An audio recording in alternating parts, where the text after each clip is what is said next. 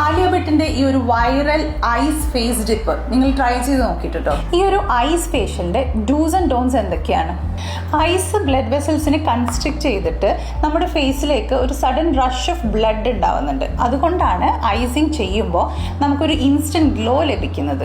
ഇത് നമ്മുടെ ഫേസിൽ പഫിനെസ് ഉണ്ടെങ്കിൽ, അതുപോലെ കണ്ണിനടിയിലുള്ള സ്വെല്ലിങ്, നമ്മുടെ ഫേസിൽ പിമ്പിൾസ്, ഓപ്പൺ പോസ്, ഇതിനൊക്കെ ഒരു പരിധി വരെ റെഡ്യൂസ് ചെയ്യും. പക്ഷെ നമ്മുടെ ഫേസിലുള്ള ആക്നെ, റിങ്കിൾസ്, ഫൈൻ ലൈൻസ് ഇതൊന്നും കംപ്ലീറ്റ് ആയിട്ട് ഐസിങ്ങിന് ക്യൂർ ചെയ്യാൻ കഴിയില്ല. അലർജിക് ആയിട്ടുള്ളവർ, അതുപോലെ സൈനസൈറ്റിസ് ഉള്ളവർ, സെൻസിറ്റീവ് സ്കിൻ ഉള്ളവർ, ഇങ്ങനെയുള്ളവരൊക്കെ ഈ ഐസിങ് അവോയ്ഡ് ചെയ്യുന്നതാണ് നല്ലത്.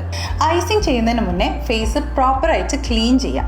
അതുപോലെ സെൻസിറ്റീവ് സ്കിൻ ഉള്ളവർ ഒരു കോട്ടൺ സോഫ്റ്റ് ക്ലോത്തിൽ ഐസ് കവർ ചെയ്തിട്ട് വേണം റബ്ബ് ചെയ്യാനായിട്ട്. മാക്സിമം 4 to 5 മിനിറ്റ്സ് ഐസിങ് ചെയ്യുക. അതുപോലെ ഭയങ്കര റഫായിട്ട് ചെയ്യുന്നതും ഒരു പ്ലേസിൽ തന്നെ കൂടുതൽ ടൈം ചെയ്യുന്നതും ഒഴിവാക്കണം. ഒരു ഇവന്റിന് മുന്നേ ആയിട്ട്, അതുപോലെ ഹെവി മേക്കപ്പ് നിങ്ങൾ ചെയ്യുന്നതിന് മുന്നേ ആയിട്ട് ഐസിങ് ചെയ്ത് കഴിഞ്ഞാൽ നല്ലൊരു ഗ്ലോ ഫേസിന് കിട്ടും.